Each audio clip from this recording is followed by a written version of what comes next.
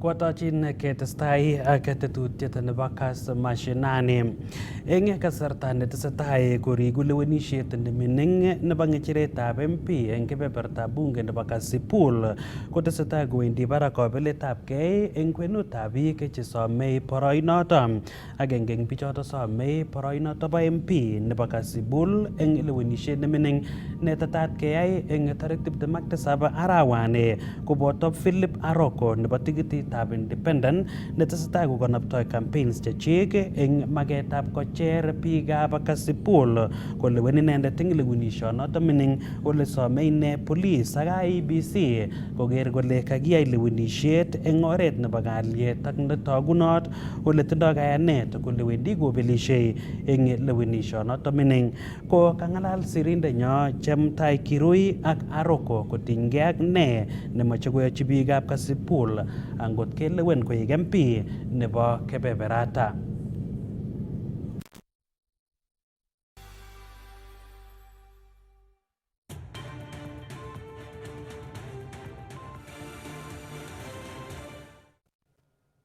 Good morning, hello, and welcome to Mashinani program.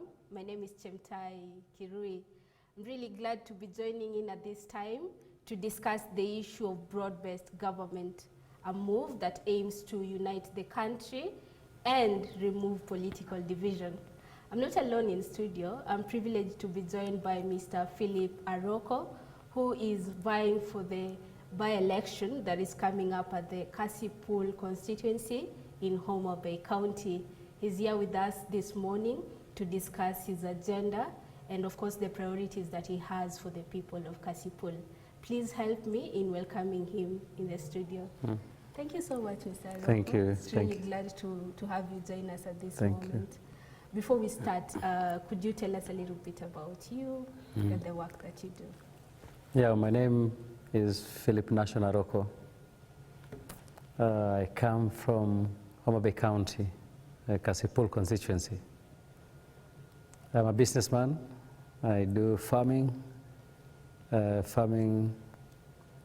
also do logistics, transportation.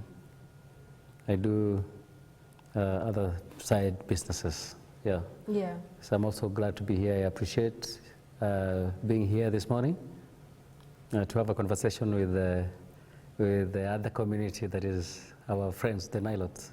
Yeah. Yeah. I'm really happy, and there's a lot for us to catch up on. I'm Sure. looking forward to discussing the issue of Otete philosophy because I've been following up on that, and I can't wait for us to get to that point so that you can explain a little bit about that philosophy. The Otete. Yes. Otete is a symbol. It's a symbol for this course that I'm taking. In English, Otete is a coup. In Kalenjin, it's called Metse. You can see here. Yeah. This is just a kind of a woven basket, but it's a bigger version. The Otete language is a Luo name given to the coup. Now, as you know, the coup, when you grow chicks when they're small, after they are hatched, you put them in a private place, then you cover them with a coop. Yeah, it's made of sticks. These days people make them also with the metals and other kind of stuff. So the purpose of securing the chicks is to protect them from the predators. Yeah, you remember there are hawks attacking the chicks, the eagles. There are also other predators that wants to deny you the chance of having the chicken. Yeah. So that's why. So I used it now as a symbol to protect the people of Kasipul from the outsiders, from the predators of politics. Those who want to come and take advantage of our people, exploit them, and have their way through the vulnerability of our people. Yeah. So that is the Otete. That's a very interesting concept, Yeah. and I think I told you earlier, like I'm really loving that concept. A lot is happening right now, even as we are heading towards the by-election, which is on 27th of November. Yeah. Do you want to tell us a little bit about Kasipul constituency, what is happening there, what are people on that end doing at the moment? Kasipul constituency is an interesting constituency. It's a unique one because it has had a lot of violence. This is a constituency we currently registered voters is 68,000. That was by 2022, 60,000. But also the good side of it is it's an area where farming can do very well. Okay, I remember this year people were staying next to the lake, so their brains are right because of what they take. So it's a unique constituency that's also centered. When you come from Kisii going to Kisumu, it is at the center. You come from Homa Bay going to Kisumu, it's at the center. You understand? So all these roads passing through Kasipul going to Kisumu. So the position and the way it is, it should be a better place for our people. Yeah. Yeah. And we're going to talk a little bit about how, when it comes to electioneering period, we're seeing cases of violence and things like that, especially in areas where we all come from rich backgrounds. In terms of, like, for example, in Kasipul now we have fish and, you know, very conducive environment, but something happens during the election. But we're talking right now about the issue of broad-based government, where we're talking about people coming in and willing to work with each other.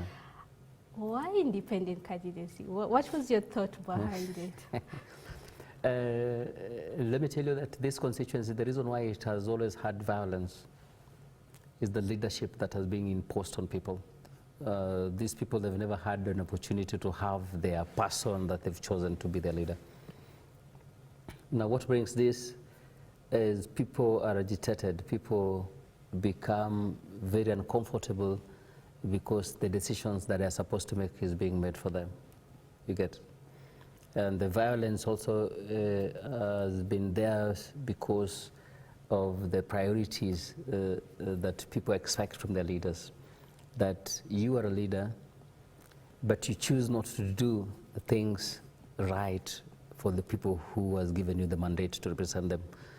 Also, you are biased on even the ones that you've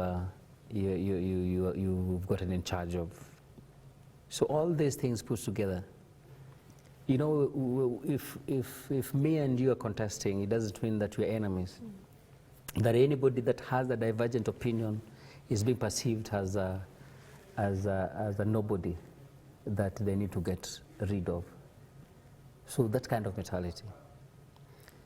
With the broad-based government, like you've asked me, we expect that it will unite our people. But for example, what is happening right now, I've been a supporter of the president from a long time, like 5 years ago. I remember when the president was running for office, however little it was, I gave out something for myself, so in support of his candidature. What we have been witnessing before the broad-based government is a dictatorship, party dictatorship disguised as democracy, where people, the decisions are left with a handful individuals and their puppets, you get, that they want to choose for you who they expect should be leading you, you understand? So this broad-based, what it should do for us is to bring our people together and give an opportunity for the constituency to have a choice of their leaders. Now, we've experienced a lot, but not in Kasipul. We've experienced quite a number of development from the national government in Homa Bay. Homa Bay, remember, is a county with the 8 sub-counties, okay? But Kasipul has been left out in all this development. This is because of the leadership that was there before. Yeah, what we've had before was leadership where individuals or leaders or MPs abusing the head of state. You're being used to fight government. No decision that you can be involved in to represent or make on behalf of your people because of this position that you've taken. So this broad-based, what we expect for it to do is to unite us, number one, give us peace. Luas are hardworking people and they're smart people. So when given opportunity to make decisions that they know they are the only ones to make, give them peace. These people united will be very wonderful people. Yeah, we are looking at also about the security of Kasipul and as a country. You know, the security also, it does not only involve the military, the police. It's also inspiring. You have to invest in inspiring the young people to come and take over after you. So that is Kasipul that we want for our people. Yeah, and the expectation from the broad-based government. Yeah. Aroko, why is the choice important? Why do you feel like because of the lack of people making the choices of the leadership, Kasipul has been facing the issues that they have? Why do you feel like this having the choice for them to select a leader is very important for them? Why it is important for them to be given a chance so that they can make the decisions. You know the will of the people. We cannot talk about the will of the people at the top, at the highest level of politics, that is presidency. Then now, the grassroots, the will of the people is being turned. You get what I'm saying? And that is what our party has been doing. The former Prime Minister, Raila Amolo Odinga, may his soul rest in peace, he used to fight at the highest level of politics about democracy. But when it comes to the ground, the people, not him, are not giving the people the democracy that they want. So we expect that the broad-based will go beyond this and have it right for the people of Kasipul. Yeah. The election is coming up very soon. What are we seeing differently? And keeping in mind that we've talked about how every electioneering period, not only in Kasipul, many places we see cases of violence here and there. What are you seeing now, and what are you hoping, especially when it comes to the individuals the institutions which are manning this election? Institutions that are manning these elections, these are just bodies that should be used to midwife democracy, okay? We are still at 40% in terms of democracy that we are talking about. So these institutions should play their role and midwife the democracy. You understand? So this election, the expectation is that our people should be given an opportunity to do what they've got to do, their civic role. Yeah. I hear what you're saying, and when it comes to the independency, it gives someone a right and a choice, so that at the end of the election, if something happens, then they'll say, at least I made my own choice, right? What is your plan for Kasipul? Because as an aspirant going in an area where you feel like a lot hasn't been happening as it should, if you win, what is the plan that you have for this constituency? I expect to win. Me, I'm never a loser. I just want to focus on winning. That if it comes like it will come, I expect to lead a constituency where people can meet, people can talk, people can have peace, people can engage. There are things that politics can provide for you. It can give you a good environment, the political goodwill, that the people within Kasipul and those who come out of Kasipul to come and do business can have a conversation and have their way. You understand? So that is number one. So we also must unite our people, that together people can make a decision that is positive, that can impact their lives. So those are some of the things that out of the roles of a member of parliament I would really want to pursue. I would also want to lobby for them from any point, be it states, be it China, anything that will benefit my people. I'm ready to kneel down for those people to have things right for the younger generation who needs a lot of empowerment. Yeah, there are a lot of talents in Kasipul. There are musicians, the boys singing for you, then you feel like this one needs empowerment. Yeah, there are very innovative people in Kasipul that simply need some encouragement, empowerment, so that they can blow. Yeah. As a winner and an independent candidate, How are you planning to work with the government? Because when it comes to issues like lobbying resources and issues like that, what is your plan there? Of course, we have to remember these people are paying taxes, yeah? So we, given a chance, we intend to be in good books with the government, that whatever is meant for the people of Kasipul should go to Kasipul. Yes. You understand? Yeah. That the government has a responsibility of providing for the people of Kasipul. So we pursue things that are meant for our people. Yeah. Working with the government is everything. Okay. We have contractors who, they simply need a political goodwill to prosper in that constituency. The government is the biggest business partner that should be in a position to lobby for our investors, those who have capacity to develop our constituency, to have an opportunity to engage with the government. So we lobby for them. Yeah. Yeah. The trick is the balancing, right? Working with the national government to ensure resources get to the constituency, but also maintaining your independence. Yeah. But does it buy you? It doesn't buy you. Being an, you know, this is just a means through which, if you do not have a party to use to the parliament, it does not buy you from executing your roles as a member of parliament. You know, the view is that an independent candidate is so insignificant compared to somebody who has come through a party. And it is changing now. It's not what people think, that this time we're dealing with a different generation. Those who know their rights, they know what they want, what they don't want, where they want to go. So being an independent candidate, it does not deny you your mind to pursue things that are important for your people. Remember, right now,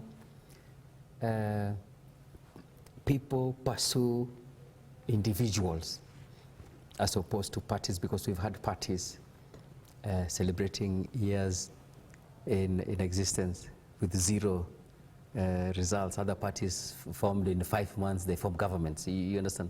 Others celebrating 20 years, but there's nothing they're doing to our people. People are so selfish. Yeah. So as an independent candidate, you can grow out of that kind of thinking. Yeah. You mentioned earlier, and I just wanted to follow up a little bit about the youths at Kasipul constituency. Kenya, and I think Africa at large, is a youthful nation. And a lot of discussion is always about how youth are supposed to get employment, empowerment and things like that. Could you explain a little bit more about the plans that you have when you get to Parliament next month in terms of cultivating this? Given a chance, I will go out of hand to pursue things that will benefit our people. You know, currently, people, like if you're in states, in other developed countries, those who are on social media, they earn a lot. You get it? There are millionaires in social media in developed countries. But here, if you come out on a Sunday, you go to town, you'll find our kids, the younger generations, they're dancing, they're trying to make videos so that they can sell and earn something from. So I'm not saying that I'm going to be the angel that is going to do everything for the youth of Kasipul, but things that may improve their lives, that are reachable through the step or the privilege that is given as a member of parliament, I will pursue, even if they are not going to be enough for them, but few will benefit. For example, we intend to teach our people on even how to do poultry, because may I do big time poultry, okay? Yeah, may I collect eggs, like 10,000 of them every day. So that is a level that we can put our people, that is not only going to an office is what will earn you money. No, we have to bring people on board to teach our younger generation that it is not all about the white collar job, that you can go into your farm and grow some horticulture and have things right for you. They simply need that knowledge and the resources to try and do that. So a few things like that I'm going to try. I think there's money in this chicken, you It know. is, I yeah. know a leader who is always talking about starting with one chicken, and here we are talking It about is. eggs. No, you can do that math yourself. That if you have 30 eggs, Yeah. so start it from that 30. I'm telling you, yeah. And I hear you speaking, and because you're coming from the business background, Yeah. I can see even when you're talking about the youth, it was more about nurturing and empowering, not necessarily getting to an 8 to 5 and things like that, you know. As a businessman going to politics, how are you going to harness your experience in business to bring investment and growth in Kasipol constituency? If you're given an opportunity as a member of parliament, you've got a lot of privileges. That you can talk to the president, you can talk to institutions that builds, that can help build the youth. You can access international class of people through the privilege given to you by the people. You understand? You can bring innovation back to your people. So it is just a step that we need to try and exhaust the capabilities and privileges given so that we can serve our people. Yeah. There's a lot of opportunities there. You talked earlier about social media growth and like social media, for example, if given an opportunity, I'll engage the president to engage the international standards this big, that like the TikTok, Facebook, so that at least they can pay our kids, our younger generation, some reasonable amount, depending on the content that they create. You understand? Yeah, because you'll find in Kenya or in Africa, you will have a bigger following, but even the rate at which you're being paid is not comparable to somebody you may have the same following in international countries. Yeah. I don't know. A lot of discussions are being pushed towards the broad-based government. You know, the former Prime Minister, God rest his soul in peace, Raila Odinga, and the relationship he had built with the now President William Ruto. Yeah, people are looking at it and thinking like, this is the savior of it all, and how am I going to position myself in working under that broad-based government? What is your thought about all that? It is okay, but the president should rechannel it again, that whatever he did in 2022, he should bring it in ODM, that the preferred candidate of the people should be given an opportunity. He will score it. But if he goes by these people who may not be even in touch with the locals, that unity may not be there. We may expect to have these people vote for the president in the coming election, but due to the representation that is here, there may be some decline in the voter turnout in the coming election. You're in the field now, and you're seeing what is happening. Yeah. Do you feel like this broad-based government is all-inclusive, it's open to everyone and willing to work with independent civil society and all? Or are you seeing hidden interests still hiding in? We are open to work. The president is genuine, is really seeking to unite the country. But you see, human being is human being. Some may view it differently. We have still not achieved what we need to achieve with a broad-based system of government. It should be inclusive more and bind people together. Even though the president has tried, and we know him as a fighter, so we will achieve. By the end of this term, we expect the broad-based government to have an impact on people. In Homa Bay County, it has improved. People have benefited. No any other government has ever done what the president has done for the people of Homa Bay County or Luo in that region. This is the time that we've had appointments in government, and we also have development that we've never had before. Yes, we expect it to grow with time if the president is given ample time to lead the nation. Yeah. Can I ask, I know we spoke about it a bit But for IEBC, Yeah. what does it need to do so that the coming by-election at Kasipul constituency is free, fair? Yeah, that's a good question. IBC has been tainted all through. I've never had any IBC where Kenyans have said, now this one you've done the best. So IBC on 27th of November 2025, we expect IBC to conduct a fair election to redeem themselves. And the special request that I would really want to make in this station, Kass, is this morning, please take this to the CS, Kipchumba Murkomen, that we are asking him to give us a gift, and this gift should be nothing less than a fair election through the police. Yeah, I beg him to give us that gift. He will be the hero. He'll be the hero in this coming by-elections. Now, that will also build the IBC, that they've been given an atmosphere to conduct a fair election for the people of Kasipul.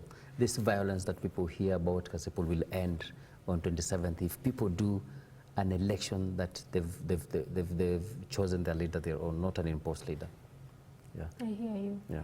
And there's a lot of responsibility because by-election is a mirror to what we expect, whether it's things are changing or we're so this is the opportunity for the IBC, like you've said.